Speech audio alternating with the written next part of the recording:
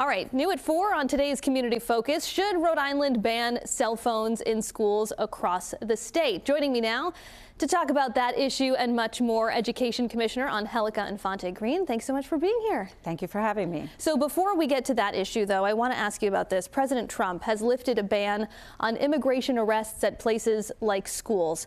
What's your reaction to that, and what is your message to parents and students?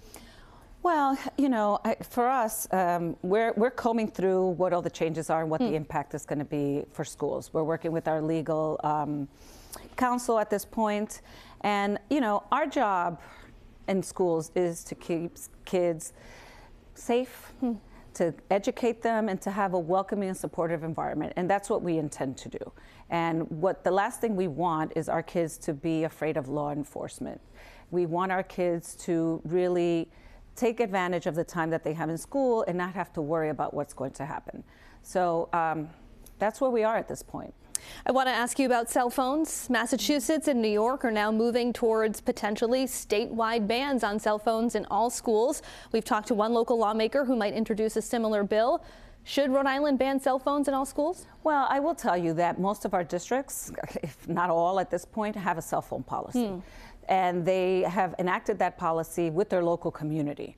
And if you walk into a classroom, you'll see those shoe carousels and the kids put them in there. Other places actually put them in little boxes. So there are many different procedures. And we have some schools that have those yonder pouches. If you know, like when you go to a concert, they make you put it in a pouch now. Many of our schools already have that.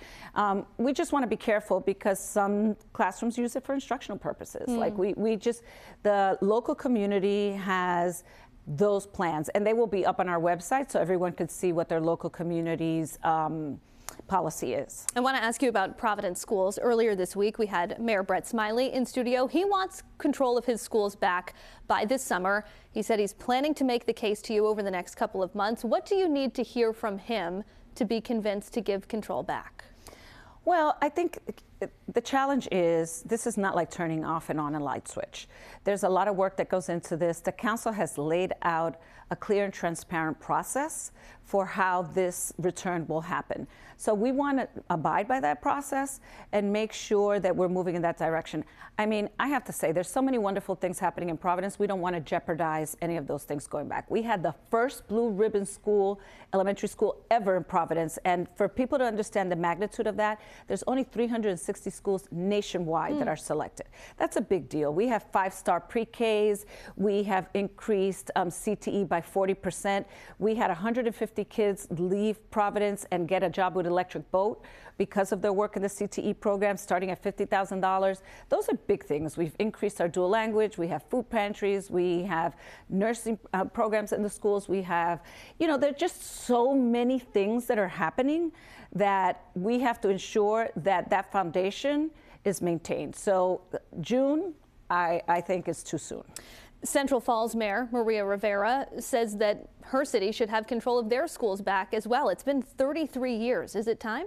Well, I will tell you. So just to clarify, because I think there's a confusion, unlike Providence, Central Fall was a fiscal intervention. There is a school board that makes all policy decisions, hires their superintendent, negotiates contracts. That is all done at that level. And so they do have their school in control like every other community has. The intervention was initiated by Central Falls to the General Assembly to make sure that they had the money. So this was a fiscal intervention.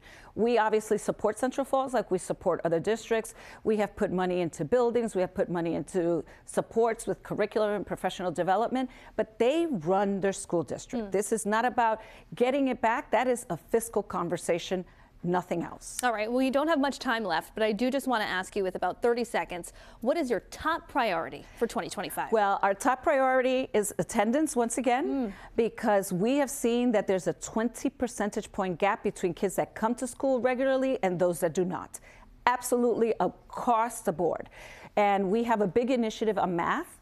So we have a Math Matters initiative that we are rolling out.